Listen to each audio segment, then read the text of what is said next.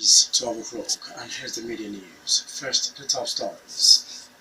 Police hunt for gunmen who kidnapped herdsmen in Abeokuta. Olubado tells Governor Jimobi he's not a politician. Court orders forfeiture of designing 7.6 billion naira loot to the federal government. Governor Wike says Southeast and South-South are Nigeria's most marginalized regions. United Nations set for emergency meeting as North Korea fired missile over Japan. Panic in Texas as water level rise from massive flood after heavy rainstorm. I am Tobi Joseph, radio the news in details shortly. Police have launched a manhunt in Abeokuta, the state capital, for gunmen who kidnapped two herdsmen at the Lamala area of the city. Police launched the manhunt after rescuing herdsmen after a shootout lasting 1 hour with the gunmen in a forest near the area. The herdsmen Isiaq Mohammed and Idris Mohammed were abducted by kidnappers last Friday while they were grazing their cattle. The kidnappers then took them to a forest around the Lamala area, demanding a ransom of 15 million naira. The State Police Commissioner, Ahmed Ilyasu, who made this known while parading some criminal suspects at the commanded quarters in Lewiano Abeokuta, says the police, upon receiving an intelligence report, combed the forest and rescued the two victims. Ilyasu explains that the kidnappers, on citing the police, engaged them in gun duel, which lasted for an hour, but none was arrested as they escaped with gunshot wounds. The police commissioner asked the public, especially the healthcare providers, to report anybody with gunshot injury to the nearest police station. Nigerian Immigration Service says it is intensifying the patrol of porous borders and waterways in the state to check the influx of illegal aliens into Nigeria. Most of the illegal aliens arrested between January and July this year, according to the State Immigration Command, are from neighboring countries like Benin Republic and Togo. The command spokesman Samuel Bobolaji, who made this known in an interview with Rock City FM, expressed concern about the high number of illegal routes that illegal aliens are using to enter the country through Ogun State.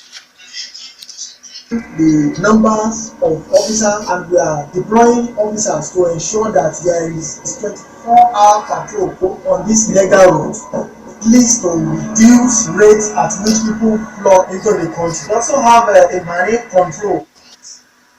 Between February and June this year, Bobolaji says 4 illegal immigrants who pose security threats to the state were arrested by immigration officials. 2 of the immigrants who are from Republic of Benin. According to him, the court had assaulted charms and locally made pistols in the Yewa axis of the state. He says that the other 2 were arrested in Alagara village in the Bafewode local government area and in area in Abeokuta. The controversy over the creation of 32 new beaded crown orbits in Oyo State has continued, with the Olubado of Ibadan land, Saliu Adetoji, asking Governor Bola Jimobi to stop labeling him a politician. The monarch, in a statement by his media aide, Adeola Oloko, says his opposition to the review of the Olubado chieftaincy system has nothing to do with politics, but to prevent the desecration of the Olubado crown. Governor Jimobi, while installing the new beaded crown orbits last Sunday in Ibadan, says he had noticed that recent utterances from Olubado were tending towards politics and warned him not to involve himself in partisan politics. The Olubado, who asked the governor to provide evidence of when he spoke and it tended towards politics, also refutes claim by Jimobi that he consulted him twice on the need to create a new beaded crown orbits. The monarch recalled that the governor first contacted him on the issue last June 4 weeks after the Buhari panel undertook the review of the chieftaincy system, and later on June 18 after the sitting of the panel. The presidency has declared Friday and Monday next week as a public holiday to mark Eid al-Kabir celebration. Interior Minister Lieutenant General Abdurrahman Dambazao, who announced the holiday, congratulated Muslims and all Nigerians, urging them to use the period to pray for peace, unity, prosperity, and stability of democracy. Dambazao assured Nigerians of their safety during the period, adding that security agencies have been directed to maintain peace and protect lives and properties. He condemned in strong terms the prevalence of hate speeches in the country and warns that government will henceforth deal with perpetrators according to the law. The minister promised that government will continue to foster peaceful coexistence national cohesion and stability in its march towards actualizing the full potential of Nigeria. A federal high court in Lagos has ordered a permanent forfeiture to the federal government the sum of 7.64 billion naira suspected to have been looted by former Petroleum Resources Minister Mrs. Dizani Alison Mabeke. Justice Abdulaziz Anka issued the order while ruling on an application filed by the Economic and Financial Crimes Commission (EFCC) seeking a final forfeiture of the money, which it claimed were discovered in some banks' accounts. EFCC says the money is the proceeds of unlawful activities lost in the bank accounts by some of the former top officials of Nigeria National Petroleum Corporation (NNPC) on behalf of the former minister. The judge a few days ago also ordered an interim forfeiture of 56 houses valued at 3.3 billion naira linked to the former minister. Three other major unions in the federal universities have indicated that they may join the ongoing strike by the Academic Staff Union of Universities (ASU) to compel the presidency to fully implement their standing agreement. The union and the Non-Academic Staff Union of Universities and Associated Institutions, National Association of Academic Technologists, and Senior Staff Association of Nigerian Universities. Vice President of the Nigerian Labour Congress (NLC), Peter Adeyemi, told newsmen in Abuja that members of the three unions have been directed to collate their views on the ongoing ASU presidency negotiations. Adeyemi warns that they will join the strike if the outstanding demands have not addressed the negotiations between ASU and the presidency. He explained that the demands of the three unions are similar to those of ASU. Governor Nyesom Wike of Rivers State says the southeast and south-south regions are Nigeria's the most marginalized regions politically and economically. According to the governor, none of the seaports and airports in the two zones are functioning well and linked by road service, while their roads are in bad shape.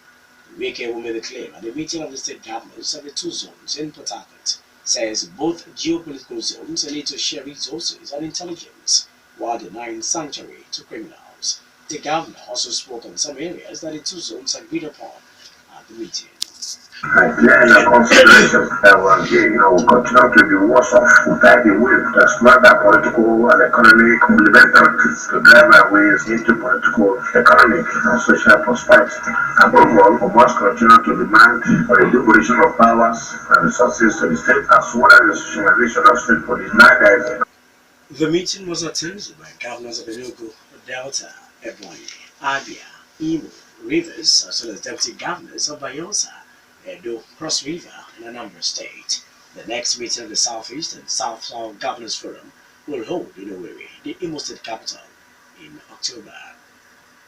You're still listening to the Midday News on Rock City 101.9 FM. Up next to bring you foreign, business and sport news. Please do stay with us. North Korea has fired a missile over northern Japan in a move Japanese Prime Minister Shinzo Abe called an unprecedented threat to his country.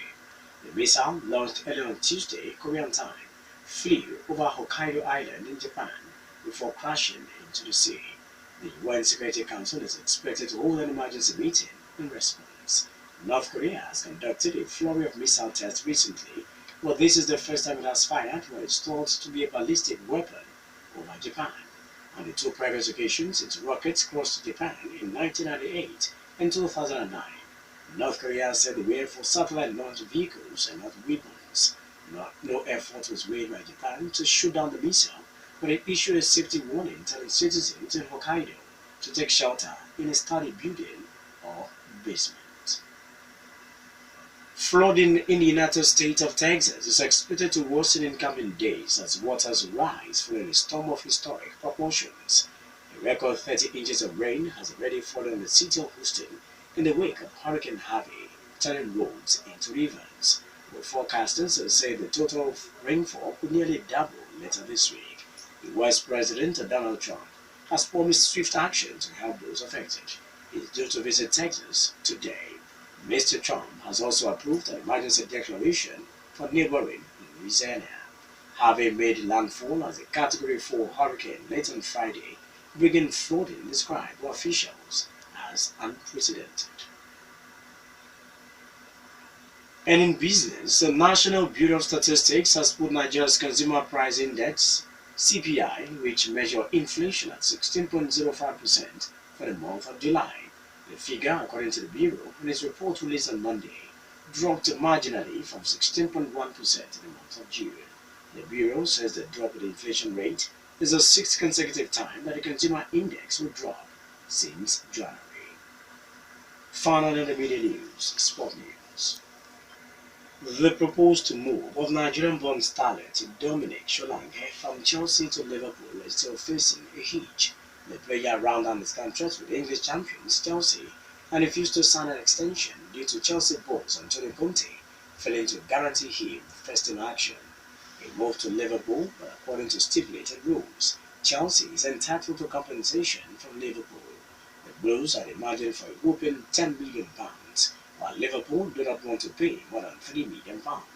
If both clubs fail to settle amicably, there is a tendency they might be referred to a tribunal, while Solanke will be suspended from playing till the matter is resolved. That was the media news, and just before we go, the major stories once again. Police hunt for gunmen who kidnapped herdsmen in Abeokuta. Olubado tells Governor Jimobi he is not a politician. Court orders forfeiture of the Zani's 7.6 billion naira loot to the federal government. Wike says Southeast and South-South are the most marginalized regions in Nigeria. The UN is set for emergency meeting as North Korea fired missile over Japan. We also told you that there is panic in Texas as water level rise from massive flood after a heavy rainstorm. For more stories and to listen to us live, please log on to our website www.rockcityfmradio.com/live. Thank you so much for listening.